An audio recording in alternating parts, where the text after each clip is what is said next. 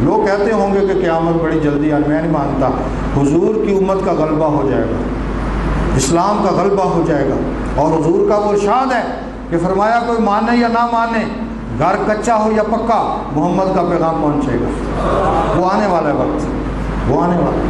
اور حضور بھائی جس کے استقبال کے لیے نبیوں کو اتنا ٹائم دیا گیا، اس نبی کے 14 صدیاں ہی ہیں، نہیں، ابھی ٹائم لگے گا، ابھی وقت لگے گا، اور انشاءاللہ اسلام کا پورا اظہار ہوگا اور پوری ادیان عالم پر یہ غالب ہو کر بتے چلے گا۔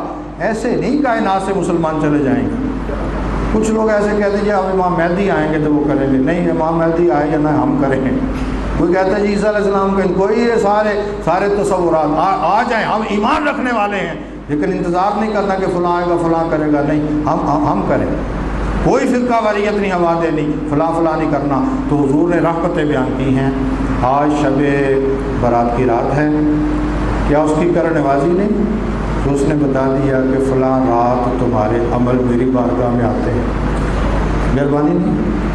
کوئی ہے کوئی اس پہ کوئی دباؤ ڈالنے والا کہ بتا چاہتا ہو جس طرح دیگر اعمال پر، بلکہ ہر ہفتے میں پیر اور 2 دن ہر ہفتے میں حضور کی بارگاہ میں بھی اعمال پیش ہوتے ہیں، اللہ کی بارگاہ میں۔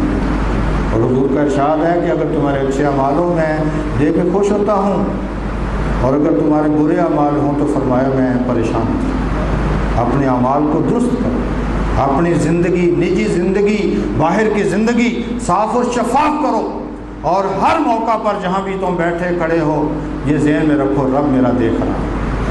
تو آج رات شب برات کی ہے۔ اعمال کون بندہ ہے جو نہیں جانتا کہ اپنے اعمال کیا؟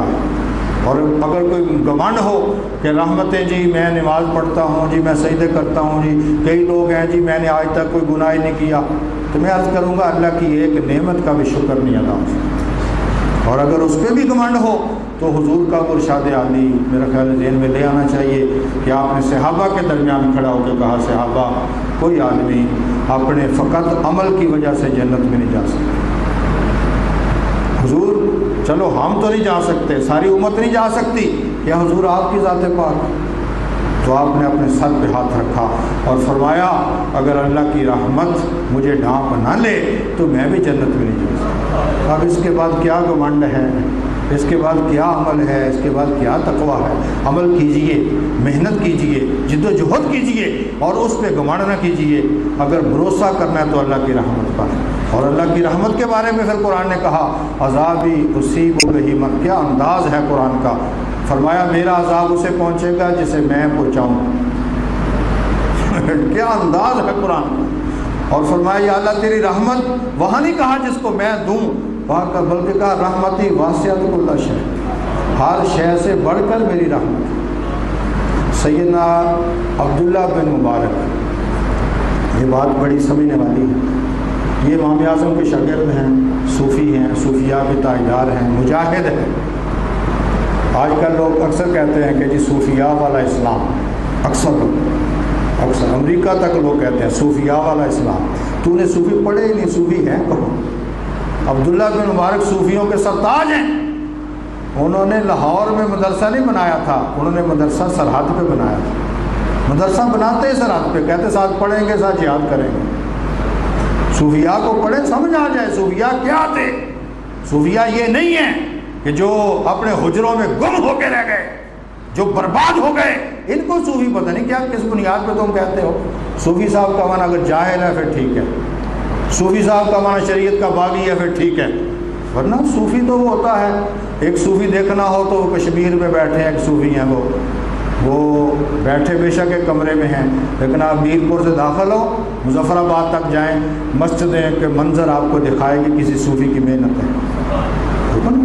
یہ محنتیں ہیں، یہ کوششیں ہیں، یہ نہیں ہوتا کہ صوفی کا معنی یہ ہوتا ہے کہ لٹیرا بن جائے۔ صوفی سید عبداللہ، میں نے ان کے بارے میں پڑھا ہے کہ اکثر روتے، پریشان ہوتے۔ ایک شاگرد نے ان سے پوچھا ایک دن تنہائی میں کہ میں نے آپ کو دیکھا ہے آپ بہت روتے، آپ بہت روتے۔ ان کے رونے کی بھی ایک ساتھی ان کے کہتے ہیں کہ میں سوچا کرتا تھا کہ جتنی نمازیں یہ پڑھتے ہیں میں اتنی پڑھتا ہوں، جتنا یہ پڑھتے پڑھاتے ہیں میں اتنا کرتا ہوں۔ ان کا درجہ مجھ سے کیوں زیادہ ہے؟ تو وہ کہتے ہیں ایک سفر میں تھا میں، تو اچانک وہ جو چراغ یا دیا یا لالٹین اس دور پہ ہوا کرتی تھی وہ بجھ گئی۔ ہم نے ماچس وغیرہ یا جو بھی پتھر وغیرہ سے جلاتے تھے ہم نے ڈھونڈا تاکہ چراغ کو جلائیں۔ جب میں نے جلایا تو میں نے دیکھا کہ سیدنا عبداللہ بن مبارک کی چہرہ اور داڑھی رو رو کے نا تر ہو چکے تھے۔ میں حیران ہوا، میں نے کہا عبداللہ یہ تجھے کیا ہو گیا، تو رو رو کے ستیہ ناش کر لیا، 5 منٹ تھے پھر لائٹ جل گئی، تو رو۔ انہوں نے کہا مجھے قبر یاد آئی۔ تو نے تو یہ ہنیرا یاد آیا نا مجھے اپنی قبر کی تاریخ اس طرح۔ اس دن کے وہ کہتے ہیں مجھے احساس ہو گیا کہ یہ عبادات کا مسئلہ نہیں، یہ اندر کا مسئلہ بھی کچھ اور ہے۔ تو وہ رویا کرتے۔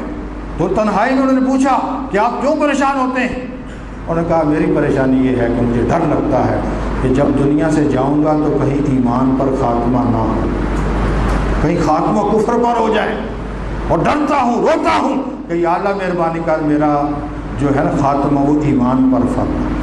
اور اگلا ان کا جملہ فرماتے ہیں اگر ایمان پر خاتمہ ہو گیا تو رب کی رحمت کے مقابلہ میں میرے گناہ کوئی حیثیت نہیں رکھتا، بشرطے کہ ایمان پر خاتمہ ہو۔ اس لیے دعائیں التجائیں، اور میں تو آپ سے عرض کروں گا کہ سب سے بڑی دعا یہ کیا کرو کہ اللہ ایمان پر خاتمہ فرمائے۔